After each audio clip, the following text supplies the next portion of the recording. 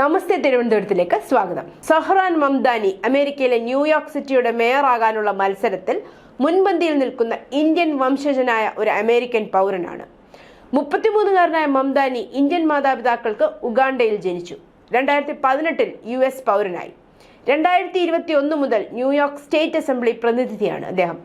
Democratic socialist എന്നാണ് അദ്ദേഹം സ്വയം വിശേഷിപ്പിക്കുന്നത്.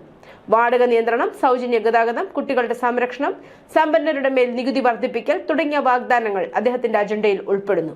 മംദാനിയുടെ ഹൃദയം ഇന്ത്യക്ക് വേണ്ടിയല്ല, മറിച്ച് പാകിസ്ഥാന് വേണ്ടിയാണ് തുടിക്കുന്നത്. അദ്ദേഹം പലപ്പോഴും മുസ്ലിങ്ങൾക്കായി വാദിക്കുന്നത് ഇപ്പോൾ കാണാം. അദ്ദേഹത്തിന്റെ പ്രത്യയശാസ്ത്രം ഒരു തീവ്ര ഇസ്ലാമിസ്റ്റിന്റേതാണ്. അദ്ദേഹം പാകിസ്ഥാനെ വളരെയധികം സ്നേഹിക്കുന്നു. പാകിസ്ഥാനിലെ എല്ലാ പരിപാടികളിലും അദ്ദേഹം പങ്കെടുക്കുന്നു. ഇതുമാത്രമല്ല, മംദാനി പാകിസ്ഥാനെയും പാകിസ്ഥാനികളെയും വളരെയധികം പ്രശംസിക്കുന്നു.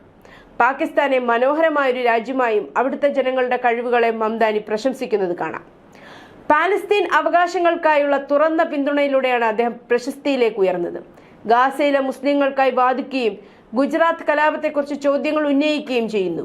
സഹ്റാൻ മംദാനിയുടെ മാനസികാവസ്ഥ ഇതിൽ നിന്ന് മനസ്സിലാക്കാം. ഇന്ത്യക്ക് പകരം പാകിസ്ഥാന്റെ പരിപാടികളിലും റാഡിക്കൽ മുസ്ലിമിസത്തിനെ കുറിച്ചും സംസാരിക്കുന്നതിലും അദ്ദേഹത്തെ പലപ്പോഴും കാണാനാകും. US പ്രസിഡന്റ് ഡൊണാൾഡ് ട്രംപും മംദാനിയുടെ പ്രത്യയശാസ്ത്രത്തിന് എതിരാണ്. ട്രംപ് മംദാനിയെ 100% കമ്മ്യൂണിസ്റ്റ് ഭ്രാന്തൻ എന്ന് വിളിച്ചിരുന്നു.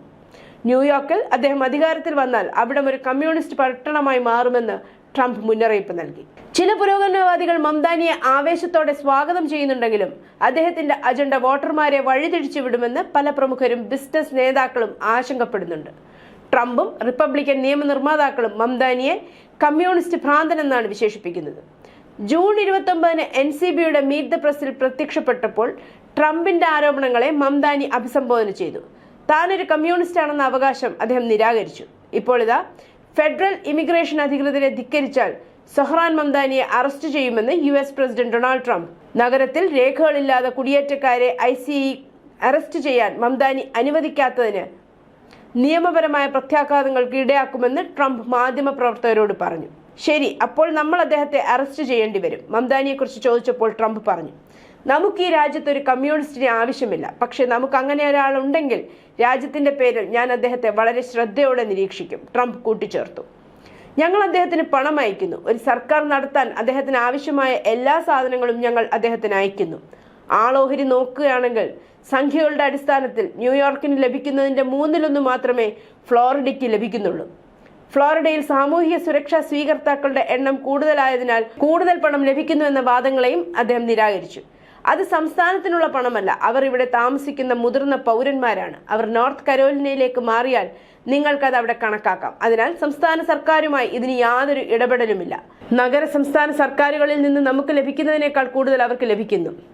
അതിനിടെ മംദാനിയുടെ US പൗരത്വം റദ്ദാക്കണമെന്ന് റിപ്പബ്ലിക്കൻ നിയമസഭാംഗം ആവശ്യപ്പെട്ടതിനെ തുടർന്ന് വൈറ്റ് ഹൗസ് അന്വേഷണത്തിന് സൂചന നൽകി. മംദാനിയുടെ പൗരത്വത്തെക്കുറിച്ച് അന്വേഷണം നടത്താനുള്ള സാധ്യതയും ട്രംപ് ഭരണകൂടം സൂചിപ്പിച്ചിട്ടുണ്ട്. മംദാനിയുടെ പൗരത്വം റദ്ദാക്കണമെന്ന് നിർദ്ദേശിച്ച റിപ്പബ്ലിക്കൻ കോൺഗ്രസ് അംഗം ആൻഡി ഓഗിൻസിനോട് White House press secretary Karoline Leavitt പ്രതികരിച്ചു.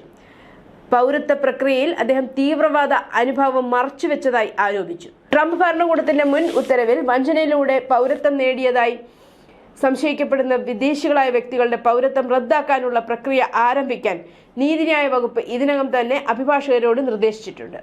ന്യൂസ് ഡെസ്ക്, നമസ്തേ തിരുവനന്തപുരം.